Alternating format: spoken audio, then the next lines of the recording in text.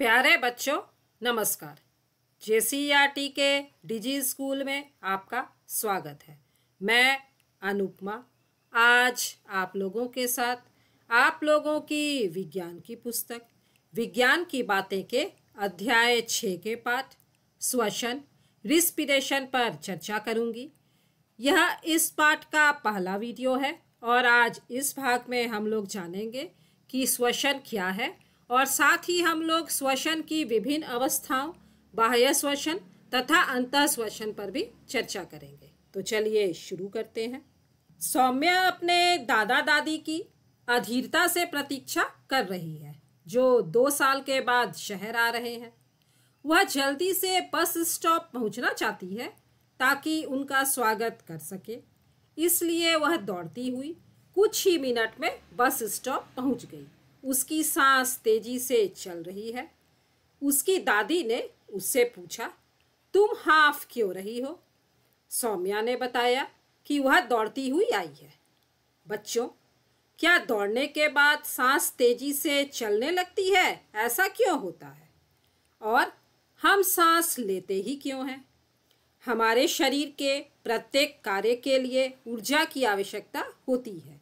हमें दौड़ने, खाने, सीढ़ी चढ़ने, कपड़े धोने, खाना पकाने, लिखने और यहाँ तक कि सोने के लिए भी ऊर्जा की आवश्यकता होती है। अब आपके मन में यह प्रश्न आ रहा होगा कि यह ऊर्जा कहाँ से आती है?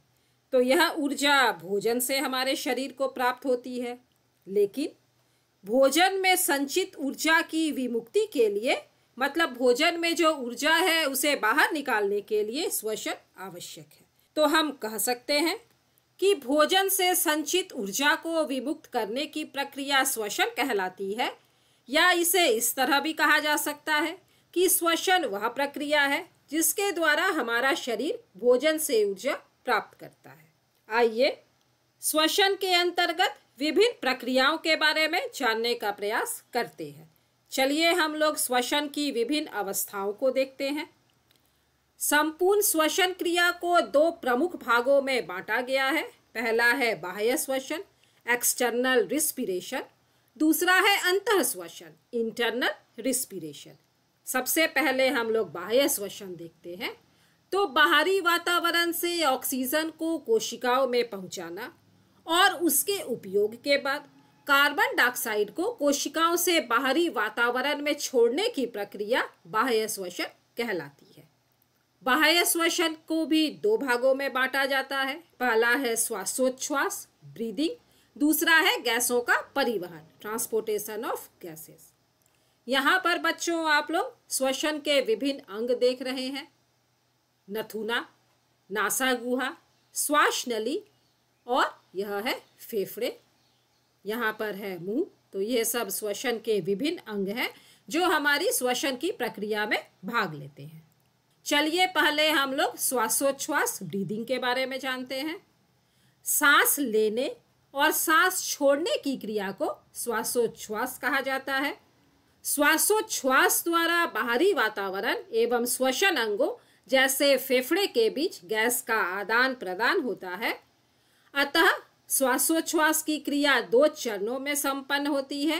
पहला है प्रश्वास इंस्पिरेशन, दूसरा है उच्च श्वास एक्सपीरेशन। तो प्रश्वास इंस्पिरेशन, इसमें बाहर की वायु के साथ ऑक्सीजन श्वसन अंगों में पहुंचाई जाती है।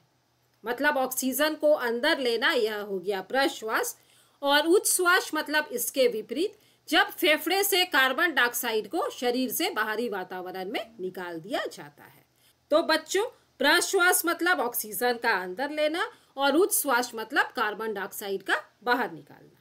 अतः श्वासोच्छ्वास वह प्रक्रिया है जिसमें वातावरण से ऑक्सीजन युक्त हवा प्रश्वास की क्रिया द्वारा शरीर के भीतर फेफड़े में ली जाती है और कार्बन डाइऑक्साइड मिश्रित हवा को उच्च श्वास की क्रिया द्वारा फिर फेफड़े से वातावरण में लौटा दिया जाता है।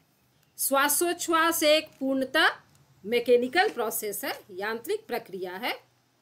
एक प्रश्वास और एक उच्च श्वास एक श्वास कहलाता है। तो श्वास का मतलब ऑक्सीजन का अंदर लेना और कार्बन डाइऑक्साइड का बाहर निकालना, दोनों मिलकर के एक श्वास कहलाता है।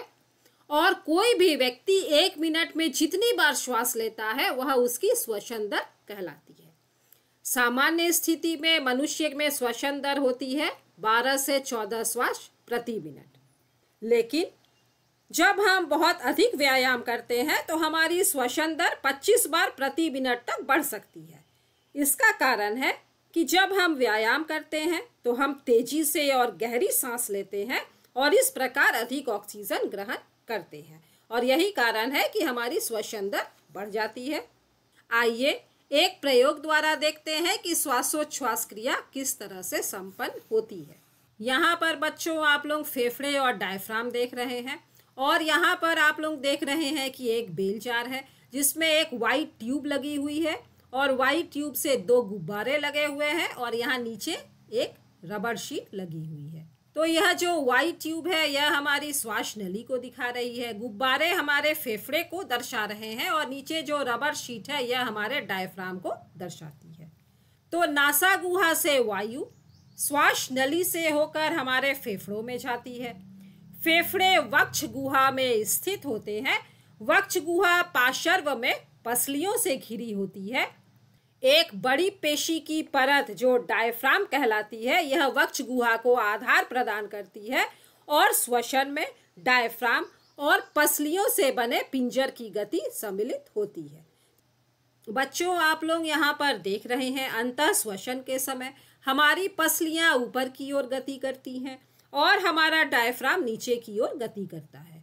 इस स्थिति में वक्ष गुहा का आयतन बढ़ जाता है और हवा फेफड़ों में आ जाती है। यहाँ पर आप लोग देख रहे हैं गुब्बारे फूल गए हैं, मतलब कि फेफड़ों में हवा भर चुकी है। उच्छ्वसन के समय इसके ठीक विपरीत होता है। इस समय पसलियाँ नीचे की ओर और डायफ्राम ऊपर की ओर अपनी पूर्व स्थिति में आ जाता है। इस कारण वक्ष गुहा का आयतन कम हो जाता है और फेफड़ों से वायु बाहर की ओर निकल जाती है। यहाँ गुब्बारे पिचक गए हैं, मतलब गुब्बारों में भरी हवा बाहर निकल चुकी है और इसका अर्थ है कि फेफड़ों से हवा बाहर निकल गई है। तो इस तरह से आप लोग समझ सकते हैं कि अंतः श्वसन और उच्छ्वसन के समय हमारी पसलियाँ और हमारे डायफ्राम किस तरह से गति करते हैं। चलिए अब देखते हैं गैसों के परिवहन के बारे में। इस क्रिया में ऑक्सीजन रक्त के माध्यम से कोशिकाओं तक पहुंचता है। कोशिकाओं में ऑक्सीकरण के फलस्वरूप कार्बन डाइऑक्साइड उत्पन्न होती है जो कि कोशिकाओं से पुनः रक्त के माध्यम से फेफड़े में पहुंच जाती है। इसे आप और अच्छे तरीके से यहाँ पर देख सकते हैं कि यहाँ पर ऑक्सीजन रुधिर वाहिनियों के द्वारा कोशिकाओं तक पहुंच रहा है और कोशिकाओं में ऑक्सीकरण के बाद जब कार्बन डाइऑक्साइड का निर्माण होता है तो यह कार्बन डाइऑक्साइड भी रुधिर कोशिकाओं के द्वारा ही रक्त के द्वारा वापस फेफड़ों तक पहुंच जाता है और इसे ही गैसों का परिवहन कहा जाता है। चलिए अब हम लोग अंतः श्वसन के बारे में जानते हैं। इस प्रक्रिया में कोशिकाओं में मौजूद भोज्य पदार्थ ग्लूकोज ऑक्सीजन के द्वारा ऑक्सीकृत होता है और इसके फलस्वरूप कार्बन डाइऑक्साइड, जल और ऊर्जा मुक्त होती है। ऊर्जा एटीपी के रूप में मुक्त होती है और पादपों और जंतु दोनों में कोशिकीय श्वसन प्रत्येक कोशिका द्वारा किया जाता है।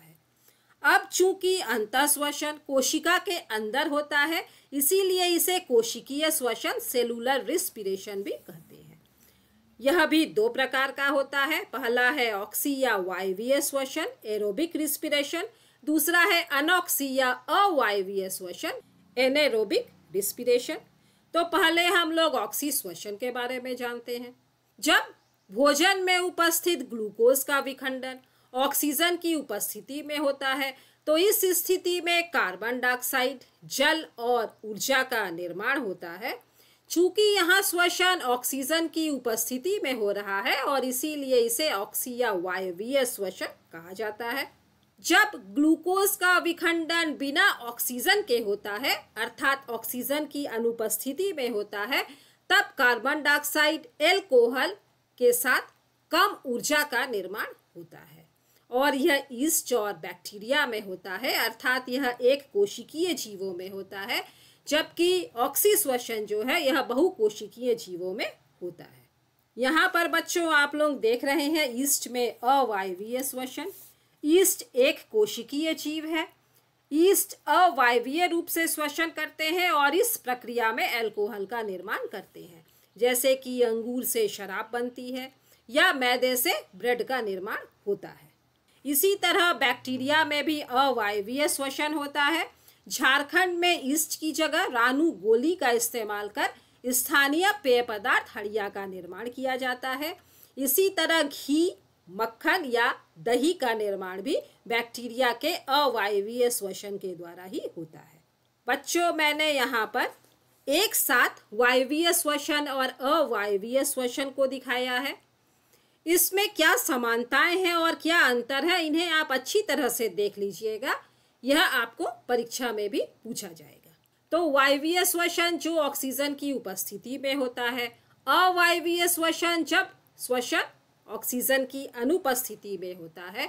दोनों ही स्थितियों में कार्बन डाइऑक्साइड बनता है, लेकिन वायवीय श्वसन में जल और अधिक ऊर्जा का निर्माण होता है 38 ATP, जबकि अवायवीय श्वसन में अल्कोहल के साथ कम ऊर्जा का निर्माण होता है 2 ATP। और इसका कारण है कि अवायवीय श्वसन के दौरान ग्लूकोज पूरी तरह से विखंडित नहीं होता है। बच्चों, आप लोगों ने देखा है कि शारीरिक व्यायाम के समय हमारी श्वसन दर बढ़ जाती है, लेकिन आराम करते समय हमारी श्वसन दर कम हो जाती है। ऐसा क्यों होता है? ऐसा इसलिए होता है कि हमारा श्वास लेना मस्तिष्क के द्वारा नियंत्रित होता है। जब आप व्यायाम कर रहे होते हैं तो आपके शरीर को अधिक ऊर्जा की जरूरत होती है और मस्तिष्क श्वसन दर को बढ़ाने का निर्देश देता है। लेकिन जब आप आराम कर रहे होते हैं या सो रहे होते हैं तो आपको कम ऊर्जा की जरूरत होती है और तब मस्तिष्क आपकी श्वसन दर को कम कर देता है। चलिए अब हम लोग देखते हैं कि हमारी पेशियों में अवायवीय श्वसन किस प्रकार से होता है। हमारी पेशी कोशिकाएं भी अवायवीय रूप से श्वसन कर सकती हैं, लेकिन ये ऐसा थोड़े समय तक ही करती हैं और वास्तव में हमारी पेशी कोशिकाएं उस समय श्वसन करती हैं जब ऑक्सीजन की अस्थायी रूप से कमी हो जाती है। बहुत देर तक व्यायाम करने, तेजी से दौड़ने, कई घंटे टहलने, साइकिल चलाने या भारी वजन उठाने जैसे कई कार्यों के लिए अधिक ऊर्जा की आवश्यकता होती है। लेकिन ऊर्जा उत्पन्न करने के लिए हमारे शरीर को ऑक्सीजन की आपूर्ति सीमित होती है, तो ऐसी स्थिति में पेशी कोशिकाएं अवायवीय श्वसन द्वारा ऊर्जा की अतिरिक्त मांग को पूरा करती हैं। यहाँ पर ग्लूकोज का आंशिक रूप से विखंडन लैक्टिक अम्ल में होता है और साथ ही ऊर्जा विमुक्त होती है और यह लैक्टिक अम्ल हमारी पेशियों में जमा हो जाता है। बच्चों, आप लोगों ने कभी सोचा है कि अत्यधिक व्यायाम करने के बाद आपकी पेशियों में ऐंठन क्यों होती है? ऐंठन तब होती है जब पेशियां अवायवीय रूप से श्वसन करती हैं, और जैसा कि मैंने बताया कि ऐसा तभी होता है कि जब हमें अधिक ऊर्जा की आवश्यकता होती है, तो पेशियां अवायवीय श्वसन के दौरान ग्लूकोज का आंशिक रूप से विखंडन करती हैं और लैक्टिक अम्ल और कार्बन डाइऑक्साइड बनते हैं और ऊर्जा निकलती है जो कि ऊर्जा की अतिरिक्त मांग को पूरा करती है। यह लैक्टिक अम्ल पेशियों में जाकर जमा हो जाता है और इसी कारण हमारी पेशियों में ऐंठन उत्पन्न होती है। अब प्रश्न है कि इस ऐंठन से हमें आराम कैसे मिलता है? जब हम गर्म पानी से स्नान करते हैं या शरीर की मालिश करवाते हैं तो हमें पेठन से आराम मिलता है। क्या आप सोच सकते हैं कि ऐसा क्यों होता है? गर्म जल से स्नान करने या शरीर की मालिश करवाने से रक्त का संचरण बढ़ जाता है। इसके कारण पेशी कोशिकाओं को ऑक्सीजन की आपूर्ति बढ़ जाती है और ऑक्सीजन की आपूर्ति बढ़ जाने से लैक्टिक अम्ल का कार्बन डाइऑक्साइड और जल में पूरी तरह से विखंडन हो जाता है। तो इस कारण जो लैक्टिक अम्ल हमारी पेशियों में जमा हो गया था और हमारी पेशियों में ऐंठन उत्पन्न कर रहा था, चूंकि अब वह लैक्टिक अम्ल का पूरी तरह से विखंडन हो गया और वह लैक्टिक अम्ल अब वहाँ जमा नहीं है और इसी कारण हमारी मांसपेशियों को आराम मिल जाता है। तो यही कारण है कि जब हम गर्म पानी से नहाते हैं या शरीर की मालिश करवाते हैं तो हमें इस ऐंठन से आराम मिल जाता है। तो बच्चों, इस वीडियो में हमने सीखा श्वसन क्या है। श्वसन को दो भागों में बाह्य श्वसन और अंतः श्वसन या कोशिकीय श्वसन में बांटा जा सकता है। बाह्य श्वसन को भी हम दो भागों में बांटते हैं, श्वासोच्छ्वास और गैसों का परिवहन। अंतः श्वसन भी दो भागों में बंटता है, ऑक्सी श्वसन जब श्वसन ऑक्सीजन की उपस्थिति में होता है और अनऑक्सी श्वसन जब श्वसन ऑक्सीजन की अनुपस्थिति में होता है। साथ ही हम लोगों ने यह भी जाना कि हमारी पेशियों में ऐंठन क्यों होती है, उसका कारण क्या है, और साथ ही हम लोगों ने इसके उपचार पर भी चर्चा की। तो यह था मनुष्यों में श्वसन की प्रक्रिया। इस पाठ के अगले वीडियो में हम लोग यह जानेंगे कि अन्य जंतुओं तथा पौधों में श्वसन की प्रक्रिया किस प्रकार होती है। मिलते हैं बच्चों अगले वीडियो में। तब तक स्वस्थ रहिए, सुरक्षित रहिए, पढ़ते रहिए। Thank you.